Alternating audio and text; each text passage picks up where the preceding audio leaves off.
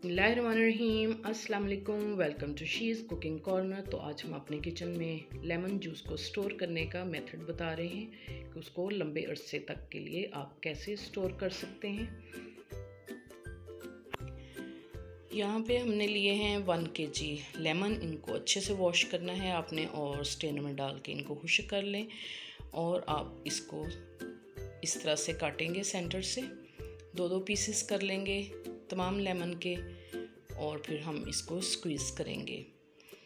तो जब भी सीज़न में लेमन सस्ते हों तो आप इस तरह से लें और उनको स्क्वीज़ करके स्टोर करें। तो बहुत ही ये जो है फ्रेश, जब भी आप यूज़ करेंगे तो फ्रेश बिल्कुल होगा ये। तो इस तरह से हम स्ट्रेनर लेंगे, उसके अंदर स्क्वीज़ करेंगे इसको।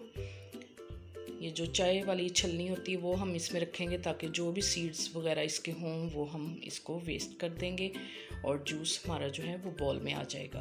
तो इसी तरह से हम तमाम लेमन को कर लेंगे और उसका जूस निकाल लेंगे। जी, इधर हमने तमाम लेमन का जूस निकाल लिया है और ये बीज जो हैं ये हम वेस्ट कर देंगे। और कोई भी आप शीशे की या प्लास्टिक की बोतल लेंगे, उसमें एक ड्रॉप भी पानी का नहीं होना चाहिए, बिल्कुल ड्राई होनी चाहिए। इस तरह से आप उसको भर के बर्फ़ वाले खाने में रखें, उसको फ्रीज़र में।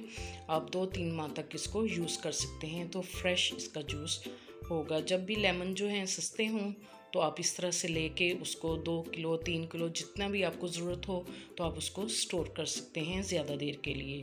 तो अगर मेरी वीडियोस आपको अच्छी लगती हैं तो इसको लाइक करें, शेयर करें और बेल आइकन का बटन भी ज़रूर प्रेस करें और सब्सक्राइब भी करें ताकि मेरी हर नई आने वाली वीडियो का नोटिफिकेशन सबसे पहले आपको मिल सके। और ये बिल्कुल फ्री है।